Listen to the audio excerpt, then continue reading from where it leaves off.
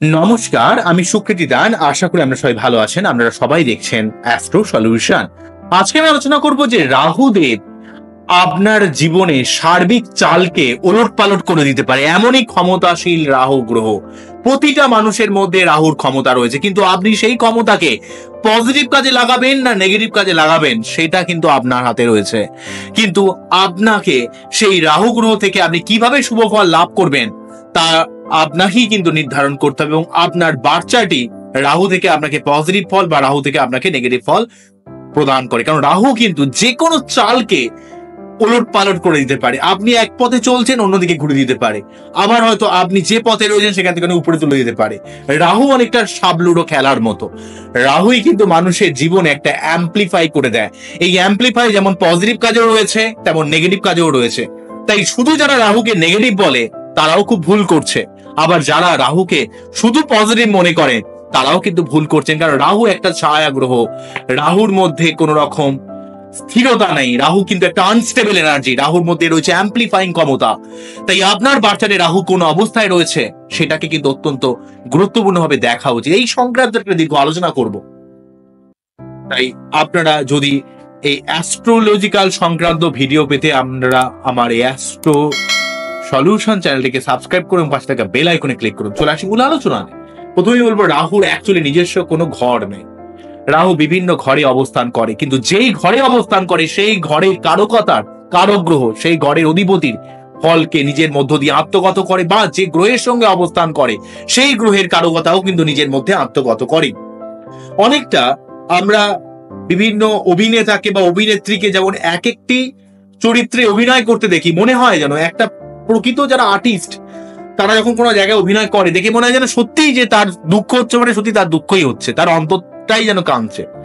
অর্থাৎ সে কিন্তু তার নিজের অভিনয় দিয়ে ফুটিয়ে তোলে। ঠিক সিমিলার ভাবে রাহু যেভাবে অবস্থান করে বা রাহু যেই গ্রহের সঙ্গে অবস্থান করে সেই গ্রহকে অ্যাম্পলিফাই করে দেয় এবং নিজের মধ্য দিয়ে তার ফলাফলকে প্রকাশ করে। রাহুর মধ্যে এমন ক্ষমতা কিন্তু রয়েছে। রাহু আপনার সমস্ত চালকে ওলটপালট করে দিতে পারে। এমন অনেক মানুষ রয়েছে, দেখা যাচ্ছে হয়তো তারা সেই শেয়ারটা সে হয়তো 2 টাকা দিয়ে কোনো শেয়ার কিনেছে, সেটাই হয়তো পরবর্তীকালে লাখ লাখ টাকায় সেই শেয়ারটা সে বিক্রি করেছে। বা কেউ হঠাৎ করে লটারি পেয়ে গেছে, বা কেউ জীবনে হঠাৎ করে উন্নতি, যে হঠাৎ কোনো উন্নতি, হঠাৎ কোনো পলিটিক্যাল তার সাফল্য, হঠাৎ করে তার জীবনে প্রোগ্রেস এসে যাওয়া, সেই জায়গাটা কিন্তু রাহু ইন্ডিকেট করে। আবার রাহুই কিন্তু মানুষকে বিপথে চালিত করে, তার মধ্যে অত্যন্ত সেক্সুয়াল ডিজায়ার তৈরি করে, তার অত্যন্ত লোভ তৈরি করে, তার কোনো কিছুতেই পরিতৃপ্ততা আসে না। কারণ রাহুর মস্তক রয়েছে, তার কিন্তু ধর নেই। তা সে সবকিছু গ্রাস করে, কিন্তু তার বেশিক্ষণ সে গ্রাস করতে পারে না, সেটা কিন্তু তার গ্রাস থেকে মুক্ত হয়ে যায়। তাই রাহু কিন্তু সবকিছু খেতে চায়। তাই রাহুর প্রভাবিত মানুষের মধ্যে আরো চাই আরো চাই আরো চাই, গ্রিডি নিডি একটা মেন্টালিটি রয়েছে, এবং তার কিন্তু কখনো ভোগ বাসনা থেকে শুরু করে অর্থের চাহিদা কখনো নিবৃত্ত হয় না। সে আরো চায়, কিন্তু হয়তো লাইফে সে মেন জায়গাটাই তার নেই, সেটা হারিয়ে গেছে, সে ভুলেই গেছে যে কোন জায়গাটা থেকে সে অতৃপ্ত হয়ে রয়েছে। এই ধরনের সমস্যা কিন্তু রাহু ক্রিয়েট করে। তাই রাহু মানুষকে যেমন অনেক হাই লেভেলে নিয়ে যেতে পারে, আবার এই রাহুই মানুষকে অত্যন্ত গ্রিডি করে, মানুষকে অত্যন্ত ছল কপটতা। শকুনির যদি ক্যারেক্টারটা আমরা দেখি, শকুনি যখন গান্ধারীর যখন বিয়ে হলো তারপর থেকে শকুনি রেগে গিয়ে তার নিজের পায়ে আঘাত করলেন এবং বললেন যে আমি আমার নিজের চালকে বদলে দিচ্ছি, অর্থাৎ চলনকে বদলে দিচ্ছি। এই চলন কিন্তু অ্যাকচুয়ালি বাঁকা চাল, এখানে শয়তানির ব্যাপারটাকে ইন্ডিকেট করলেন। ঠিক সিমিলার ভাবে রাহুকে কখনো কিন্তু সোজা পথে চলে না। রাহুর পথ সবসময় বাঁকা পথ, রাহুর পথ সবসময় ঘুর পথ। রাহুর মধ্যে কুটিলতা রয়েছে, রাহুর মধ্যে জটিলতা রয়েছে, রাহুর মধ্যে প্ল্যানিং করার ক্ষমতা রয়েছে, রাহুর মধ্যে আইটি প্রফেশন, কম্পিউটার রিলেটেড কোনো কাজ, গোয়েন্দা রিলেটেড কোনো কাজ, মানুষকে অনুধাবন করার মতো শক্তি, মানুষকে ভুল দেখিয়ে সেই পথে নিজেকে পরিচালিত করা, নিজেকে শ্রেষ্ঠত্ব প্রমাণ করার এক বিশেষ ডিজায়ার রাহু কিন্তু মানুষের মনের মধ্যে তৈরি করে। রাহু কিন্তু বিশেষভাবে মানুষকে প্রলুব্ধ করতে পারে, মানুষকে ভুল পথে পরিচালিত করতে পারে, এবং আপনার মধ্যে এমন কিছু ক্ষমতা যে কোন কাজটা কিভাবে করলে আপনি জীবনে অর্থ ইনকাম করবেন, আপনি জীবনে সার্বিকভাবে উন্নতি করতে পারবেন, সেই জায়গাটা কিন্তু রাহু প্রদান করে। রাহু সচরাচর ভাবে সোজা পথে কখনোই কিন্তু চলে না। রাহুর পথ কিন্তু বাঁকা পথ, অর্থাৎ ছল কপটতা, বা সেই সঙ্গে সঙ্গে রাহুর মধ্যে রয়েছে হচ্ছে একটা বিশ্লেষণ ক্ষমতা, অ্যাম্প্লিফাইং ক্ষমতা, হার না মানা ক্ষমতা। তাই আপনি এই রাহুকে কিভাবে কাজে লাগাবেন সেটা কিন্তু আপনার হাতে রয়েছে। প্রতিটা মানুষেরই জন্মঝকে রাহু লগ্নে, দ্বিতীয়, তৃতীয়, চতুর্থে, পঞ্চমে, যেখানে হোক যেখানে কিন্তু রাহু অবস্থান করছে, কিন্তু সেই রাহুকে আপনি কিভাবে নিজের কাজে প্রয়োজনে ব্যবহার করবেন, নিজের জীবনের উন্নতির পথে ব্যবহার করবেন, সেটা কিন্তু আপনার হাতে রয়েছে। রাহুর প্রভাবিত অনেক মানুষ অনেক সুন্দরভাবে বুদ্ধি খাটিয়ে প্ল্যানিং করে অনেক ভালো ভালো জায়গায় জীবনে উন্নতি করতে পারে। তারা কিন্তু এই রাহুকে কাজে লাগিয়ে হঠাৎ করে জীবনে উন্নতি করেছে, কিন্তু তাদের প্ল্যানিংও অনেক থাকে। কিন্তু রাহু যদি কারো বার্থ চার্টে হয়তো দেখা গেল লগ্ন সপ্তম বা তৃতীয় নবম বা চতুর্থ দশম, তাদের কিন্তু জীবনে প্রচুর ঘাত প্রতিঘাত থাকে। রাহুর যদি কারো লগ্ন সপ্তম, তৃতীয় নবম, চতুর্থ দশমে থাকে, তার জীবনে ঘাত প্রতিঘাতের লেভেলটা সার্বিকভাবে বেড়ে যায়, এটা কিন্তু মনে রাখতে হবে। তাই রাহুর সব সময় মানুষের জীবনে একটা আনস্টেবিলিটির জন্ম দেয়। তাই এই রাহুকে আপনাকে কন্ট্রোল করতে গেলে যেই ঘরে রাহু বসে রয়েছে তার ভাবপতিকে স্ট্রং করতে হবে।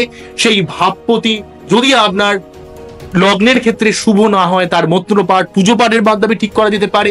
বা রাহু যেইভাবে অবস্থান করছে সেইভাবে যদি কোনো গ্রহ থাকে, অর্থাৎ রাহু যে যে গ্রহের সঙ্গে অবস্থান করছে সেই গ্রহ যদি আপনার ফেভারেবল গ্রহ হয়, রাহুর প্রভাবিত হওয়ার জন্য সে যদি নেগেটিভ হয়ে যায়, তার প্রতিকার করেও কিন্তু রাহুকে অনেক দিক থেকে কন্ট্রোল করা যায়। তবে রাহুকে অ্যাকচুয়ালি বেশি কন্ট্রোল করতে পারে মঙ্গল নিজে, কারণ মঙ্গলের মধ্যে একটা সেনাপতি, একটা রণংদেহী ভাব রয়েছে। তাই আপনার বাচ্চাতে মঙ্গল রাহু যোগ থাকলে ডেফিনেটলি গোমেদ পড়া উচিত। বা মঙ্গল যদি মঙ্গল রাহু বলি বা শনি রাহু যোগ থাকলে সেক্ষেত্রে কিন্তু এমেথিস পড়লেও কিন্তু রাহুকে অনেকটা কন্ট্রোল করা যেতে পারে। বা কোনো শুভ গ্রহের সার্বিক প্রতিকার, বিশেষ করে বৃহস্পতি, চন্দ্র, রবি, এই সমস্ত গ্রহগুলো, অর্থাৎ যেগুলো কিন্তু দৈত্যদের গ্রুপে নয়, দেবতাদের গ্রুপে যারা যে সমস্ত গ্রহগুলো রয়েছে, চন্দ্র, মঙ্গল, বৃহস্পতি, বা চন্দ্র, মঙ্গল, বৃহস্পতি এবং রবি, এই গ্রহগুলো কিন্তু অ্যাকচুয়ালি রাহুকে অনেকটা কন্ট্রোল করে দেয়। তবে রাহুকে বেশি কন্ট্রোল করতে পারে কিন্তু মঙ্গল, এবং ওই গ্রুপ থেকে কিন্তু শনি, এরাই কিন্তু মেনলি রাহুকে সব থেকে বেশি কন্ট্রোল করতে পারে তুলনামূলক ভাবে। কিন্তু রাহুকে কন্ট্রোল করা কিন্তু অত সহজ নয়। মনে রাখতে হবে রাহু যেভাবে রয়েছে বা যে গ্রহের সঙ্গে অবস্থান করছে তার সঠিক প্রতিকার করার মাধ্যমেও কিন্তু অনেকটা রাহুকে কন্ট্রোল করা যেতে পারে। এবং সব থেকে ভালো প্রতিকার হচ্ছে রাহুর মন্ত্র পাঠ করা। রাহুর যে মন্ত্র, প্রণাম মন্ত্রটা 3 বার পাঠ করে, ওং অর্ধকায়ং মহাঘোরং চন্দ্রাদিত্য বিমান্তকং সিংহিকায়ং সুতং রৌদ্রং তং রাহং প্রণমামহং, এই মন্ত্র পাঠ করে তার যে বীজ মন্ত্র ওং ভ্রাম ভ্রীম ভ্রম সহ রাহবে নমঃ, ওং ভ্রাম ভ্রীম ভ্রম সহ রাহবে নমঃ, ওং ভ্রাম ভ্রীম ভ্রম সহ রাহবে নমঃ। ইউটিউবে হাজার হাজার প্রোগ্রাম রয়েছে রাহু সংক্রান্ত ব্যাপারে, কিন্তু আমি রাহুকে খুব কাছ থেকে ফলো করেছি। কেননা রাহুর প্রভাব কিন্তু আমি অনেক মানুষের মধ্যে ফিল করেছি। রাহুর প্রভাব থাকলে আপনাকে এমন সুন্দর প্ল্যানিং করার ক্ষমতা দেয়, এমন কিছু বুদ্ধি দেয়, আপনার সামনের মানুষটা আপনার সম্বন্ধে কি ভাবছে, কি বলছে, আপনার কি পদক্ষেপ হবে, আপনি কিভাবে চলবেন, সার্বিক বিচার বুদ্ধি, বিচক্ষণ ক্ষমতা মানুষের মধ্যে কিন্তু রাহু প্রদান করে।